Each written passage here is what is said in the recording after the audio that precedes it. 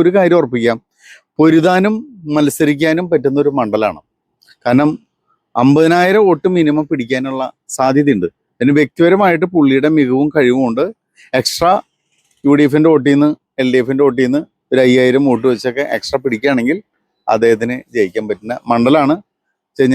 ഒരിക്കലും മത്സരിച്ചിട്ട് വേസ്റ്റ് ആവുന്ന മണ്ഡലമല്ല എന്ന് നമുക്ക് പറയാൻ പറ്റും. അപ്പോൾ തിരുവനന്തപുരം കോർപ്പറേഷൻ, ഇതേപോലെ പാലക്കാട്, അതുപോലെ ഈ മഞ്ചേശ്വരം.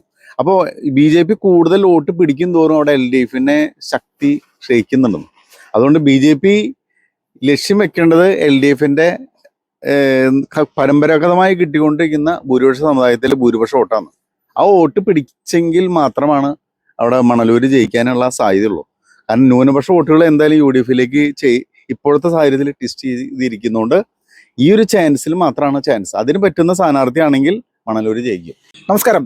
കഴിഞ്ഞ ദിവസം മാതൃഭൂമി ന്യൂസിന്റെ ഒരു റിപ്പോർട്ട് പുറത്തു വന്നിരുന്നു. അവർ പറയുന്നത് ഈ വരുന്ന നിയമസഭാ തെരഞ്ഞെടുപ്പിൽ കേരളത്തിൽ CPM മുന്നേറ്റം ഉണ്ടാക്കും. അതോടൊപ്പം തന്നെ തൃശ്ശൂർ ജില്ലയിലെ പല മണ്ഡലങ്ങളിലും BJPക്ക് വിജയിക്കാൻ സാധിക്കില്ല എന്നുള്ള രീതിയിലേക്കായിരുന്നു അവരുടെ ഒരു സർവേ പുറത്തു വന്നത്. അതിൽ ഏറ്റവും പ്രധാനമായിട്ട് മണലൂർ നിയോജക മണ്ഡലത്തിലെ വിശേഷങ്ങൾ നമ്മൾക്ക് ഇപ്പോഴത്തെ ഒരു സാഹചര്യം അനുസരിച്ച് പരിശോധിച്ച് നോക്കാം. കാരണം കഴിഞ്ഞ പാർലമെന്റ് തെരഞ്ഞെടുപ്പിൽ സുരേഷ് ഗോപി 61,000-ന് മുകളിൽ വോട്ടുകൾ നേടി ഒരു ചരിത്രം കുറിച്ചൊരു മണ്ഡലം കൂടിയാണ്. BJPയുടെ A+ മണ്ഡലമായിട്ട് കണക്കാക്കുന്ന ഒരു പ്രദേശം കൂടിയാണ്. അപ്പോൾ ഈ സമയത്ത് തൃശ്ശൂരിലെയും അതോടൊപ്പം തന്നെ മണലൂർ നിയോജക മണ്ഡലത്തിലെയും രാഷ്ട്രീയ സാഹചര്യങ്ങൾ വിലയിരുത്താനായി തൃശ്ശൂരിലെ തന്നെ രാഷ്ട്രീയ നിരീക്ഷകനായിട്ടുള്ള ജോൺസൺ ചേട്ടൻ നമ്മോടൊപ്പം ചേരുകയാണ്. നിരവധി തെരഞ്ഞെടുപ്പുകളിൽ പല രീതിയിലുള്ള പ്രവചനങ്ങളും അദ്ദേഹം നടത്തിയിട്ടുണ്ട്. അതെല്ലാം പൂർണ്ണമായിട്ടും സക്സസ് ആയ ഒരു വ്യക്തി കൂടിയാണ്.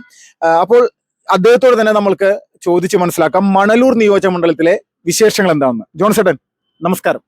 നമസ്കാരം ചേട്ടാ. ഇപ്പോൾ നമ്മൾ ഈ ചേട്ടന്റെ സ്ഥാപനത്തിലാണ് ഇങ്ങനെ ഇരിക്കുന്നത്. ഏറ്റവും മുഖ്യമായിട്ട് മണലൂർ നിയോജക മണ്ഡലത്തിലെ ഒരു രാഷ്ട്രീയ സാഹചര്യം ഈ ഒരു തെരഞ്ഞെടുപ്പിൽ എങ്ങനെയായിരിക്കും എന്നുള്ളതാണ്.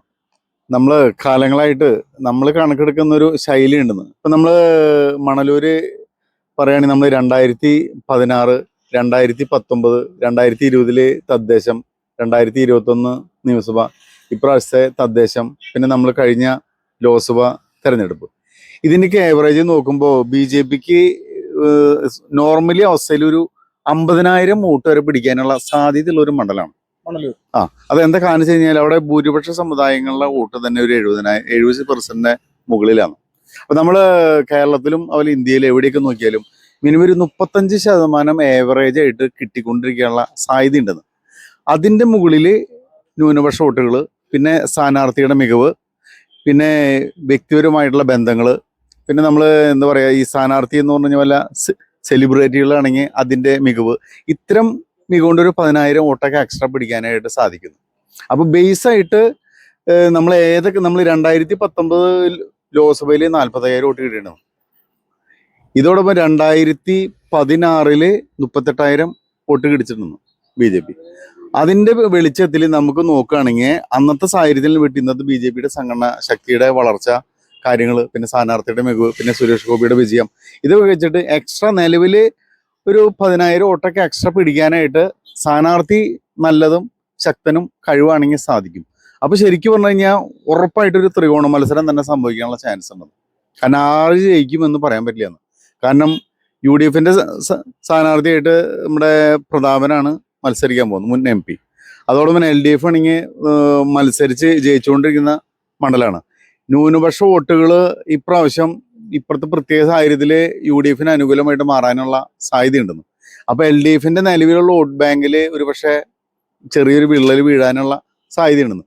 BJPക്ക് പരമ്പരാഗതമായിട്ട് കിട്ടുന്ന വോട്ടും ഭൂരിപക്ഷ സമുദായങ്ങളിലെ ഭൂരിപക്ഷം വോട്ട് കൈക്കലാക്കിയുള്ള LDFന്റെ വോട്ടുകൾ, ഇപ്പോഴത്തെ എന്താ പറയുക ശബരിമല വിഷയങ്ങൾ, മറ്റു പല വിഷയങ്ങൾ, ആ ഭൂരിപക്ഷ സമുദായങ്ങളുടെ ഭൂരിപക്ഷം വോട്ടുകളും BJP പിടിക്കാനായിട്ട് പറ്റുന്നൊരു സ്ഥാനാർത്ഥി, അതോടൊപ്പം തന്നെ സെലിബ്രേറ്റ് ആയിട്ടുള്ള ഒരു സ്ഥാനാർത്ഥി, അങ്ങനെയാണെങ്കിൽ മത്സരം ഒരു പക്ഷേ BJPയും UDF ആയിട്ട് മാറാനുള്ള സാധ്യതയുണ്ട്.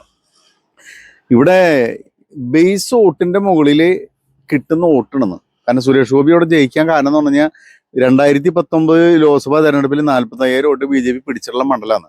ആ മണ്ഡലത്തിലാണ് BJP മറ്റേ സുരേഷ് ഗോപിയുടെ മത്സരത്തിൽ വന്നപ്പോൾ അത് 61,000 മാറിയത്.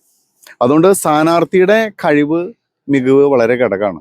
കാരണം സ്ഥാനാർത്ഥിക്ക് നമ്മൾ ഉദ്ദേശിച്ച പോലെ ഇതിന് സാധിച്ചില്ല എന്നുണ്ടെങ്കിൽ അവിടെ മത്സരം LDF UDF തന്നെയായിട്ട് മാറും. അതിൽ സംശയമില്ല. ഇതാണ് നമുക്ക് പ്രഥമ ദൃഷ്ട ഇതിൽ പറയാൻ പറ്റുന്ന കാര്യം. ഇപ്പോ BJP A+ മണ്ഡലമായിട്ട് കാണുന്ന ഒരു മണ്ഡലമാണല്ലോ ഈ മണലൂർ. അതിൽ ഏറ്റവും പ്രധാനമായിട്ട് അവർ കാണുന്നത് 2011 10,500 വോട്ടുകൾ മാത്രം നേടിയ ഒരു മണ്ഡലമായിരുന്നു.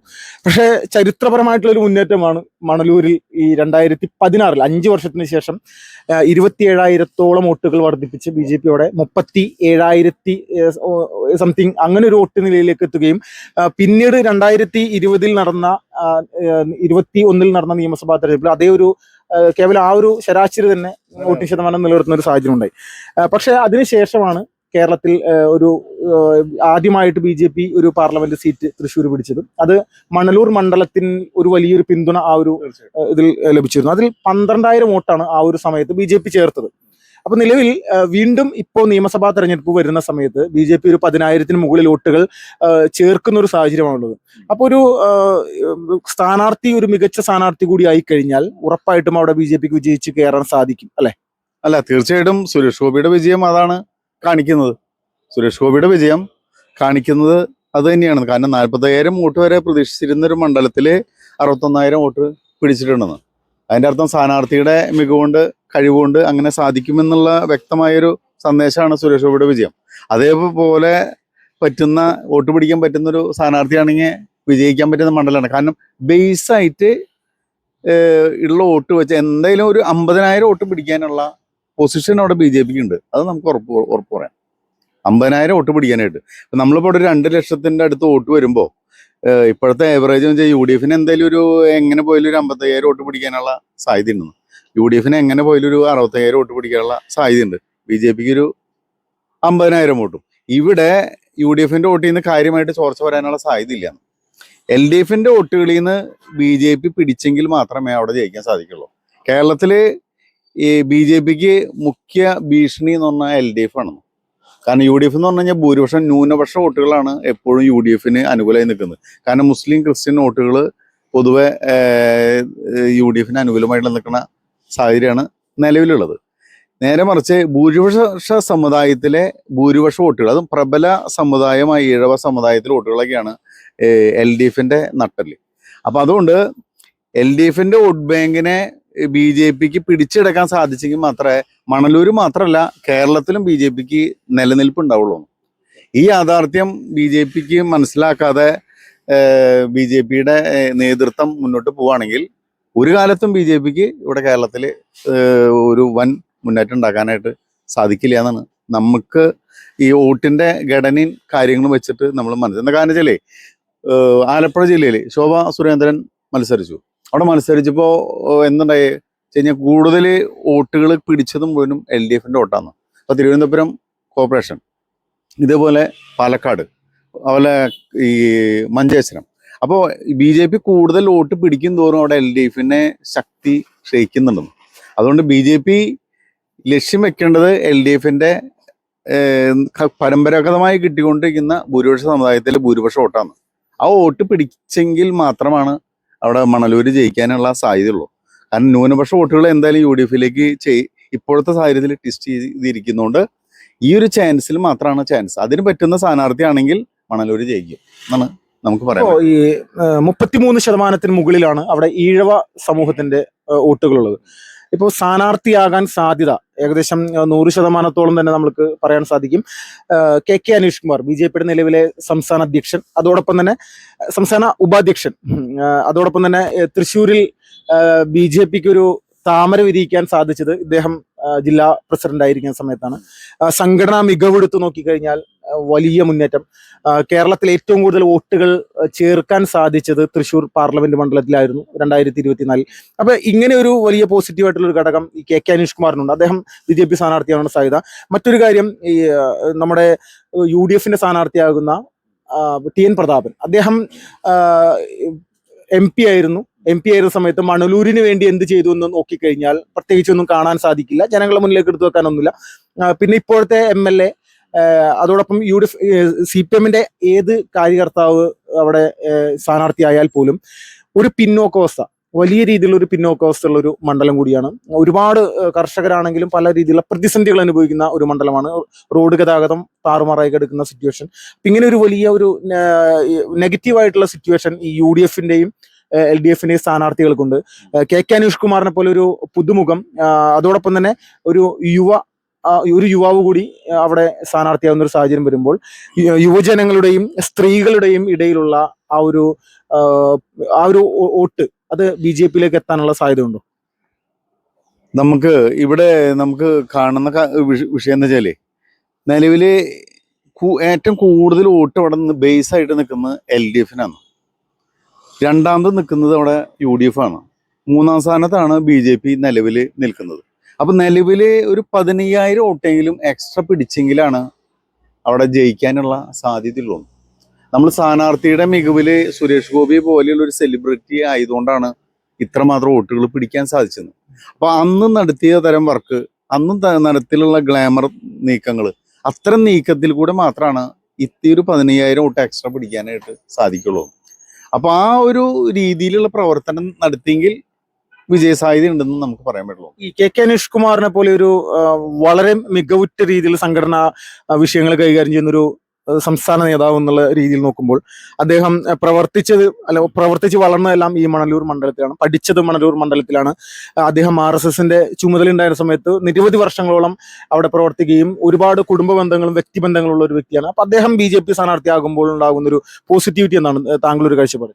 ഇതില് BJP-നെ സംബന്ധിച്ചോളം വളരെ അഡ്വാൻറ്റേജ് ഉള്ള ഒരു വിഷയമാണ്. പക്ഷെ നമ്മുടെ നാട്ടിലെ നമ്മള് ശരിക്കും നമ്മൾ ഈ പറയുന്നത് വെച്ച് കഴിഞ്ഞാൽ ബേസ് ആയിട്ട് വോട്ട് ചെയ്യുന്ന ആളുകളാണ്. ഒരു മിനിമം ഇപ്പൊ നമ്മൾ ഈ മണ്ഡലത്തിന്റെ കണക്ക് വെച്ച് ഏവറേജ് ഒരു 30% വോട്ട് UDF-ന് ഫിക്സഡ് ആയി ചെയ്യുന്ന ആളുകളുണ്ടെന്ന്. അതോടൊപ്പം തന്നെ ഒരു 30% LDF-ന് ചെയ്യുന്ന ആളുകളുണ്ട്. പിന്നെ 30% താഴെയാണ് BJP-ക്ക് ഇവിടെ വോട്ട് ചെയ്യുന്ന ആളുകളുള്ളത്. അതിൽ നിന്ന് ഒരു ചെറിയൊരു വേരിയേഷനാണ് വരുള്ളൂ. അത് ഈ വ്യക്തിപരമായിട്ടുള്ള മികവുകൊണ്ട് മാത്രമാണ് സാധ്യമാവാന്ന്.